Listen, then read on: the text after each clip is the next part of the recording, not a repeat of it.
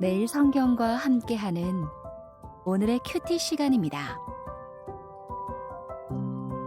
8월 30일 오늘의 말씀은 시편 93편 1절에서 5절입니다.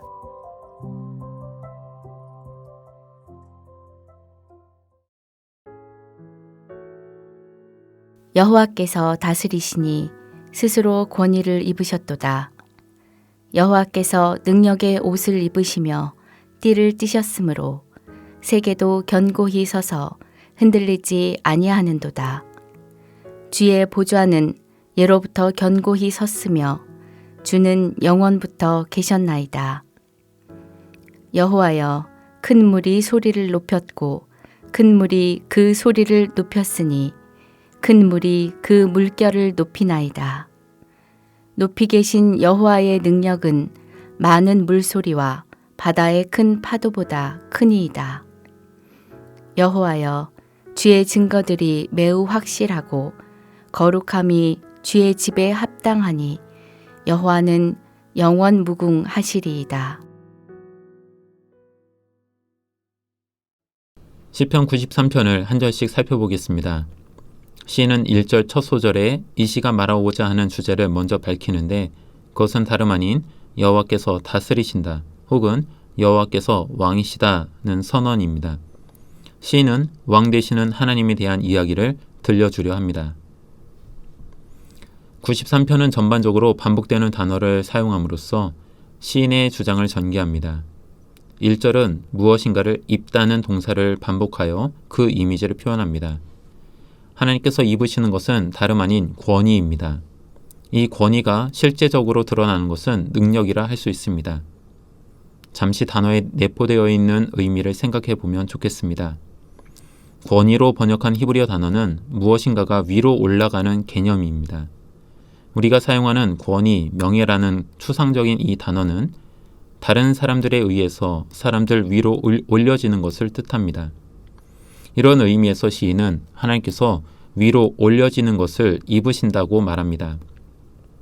다만 차이점이 하나 있습니다. 사람은 다른 사람들에 의해서 명예나 권위가 올라가지만 하나님은 스스로 자신의 권위를 높이 올리신다는 점이 다릅니다.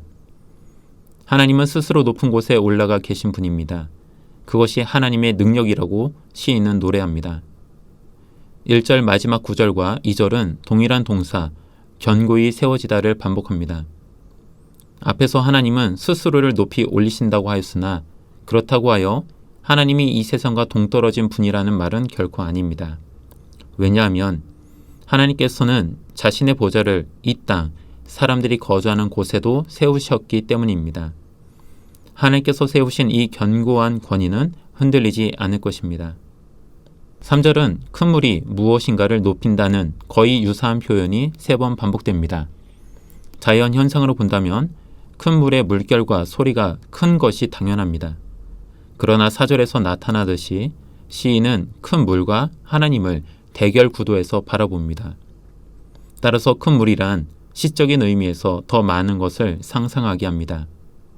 고대 근동의 시각에서 본다면 큰 물은 유프라테스강, 티그리스강, 나일강과 같은 큰 강을 떠올릴 수 있습니다. 이 강들은 모두 고대 세계에서 신의 형상으로 인식되었음을 생각해 볼 때 하나님을 대체하려는 우상과 같은 것들로 볼 수 있을 것 같습니다.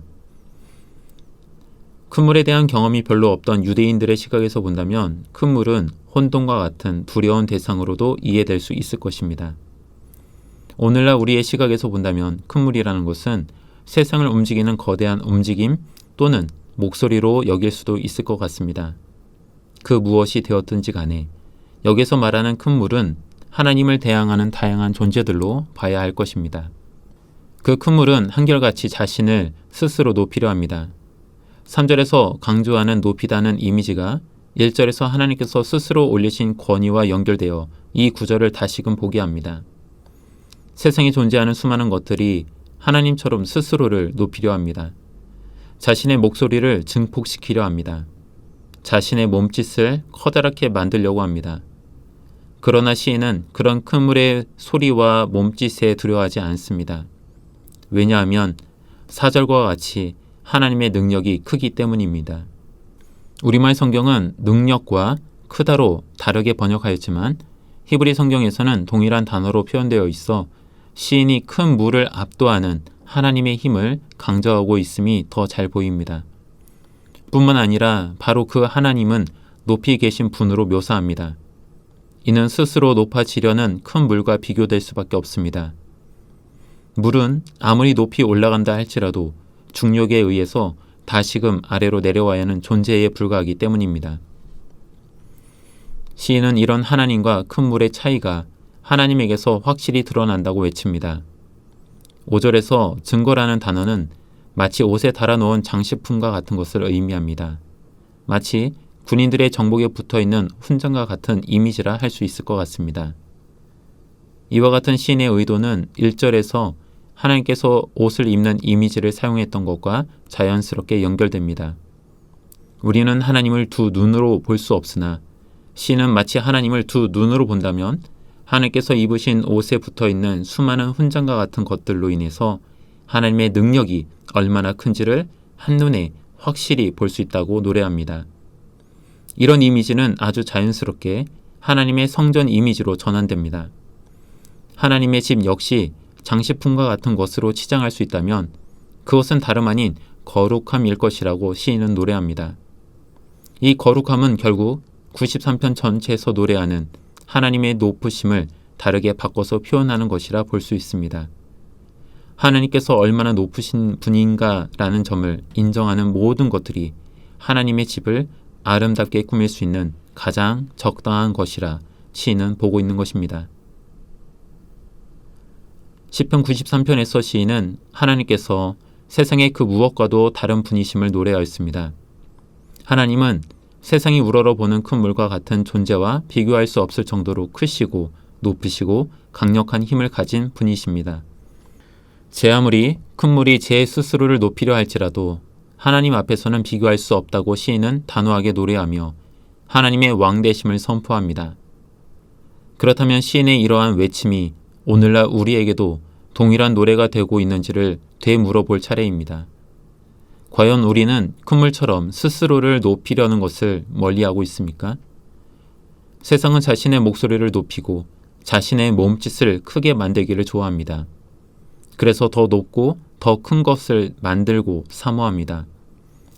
역사적으로도 사람들은 더 높고 더 큰 건축물들을 만들어 자신들의 욕망을 투영했습니다.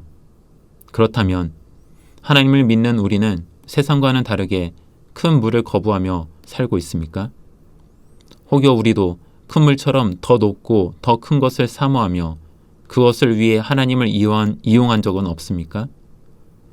본문 1절에서 생각해 볼 수 있듯이 하나님은 가장 높으신 분이지만 그분의 통치는 가장 낮은 이 땅에서 멀리 떨어지지 않았습니다. 오히려 하나님의 강력한 다스리심은 가장 연약한 자들을 위한 것이었습니다. 그렇다면 우리의 관심도 가장 낮고 연약한 곳에 있습니까? 혹여라도 가장 낮고 연약한 자들을 발판 삼아 더 높은 곳으로 올라서려 했던 적은 없습니까? 시인이 노래한 하나님의 통치를 되새겨 보기를 원합니다. 큰 물에 대항하시는 하나님의 모습을 눈에 담아보면 좋겠습니다. 그래서 하나님의 집을 가득 채울 만한 거룩함이라는 장식들이 우리네 삶에서 만들어지기를 간절히 소망해 봅니다. 기도하겠습니다.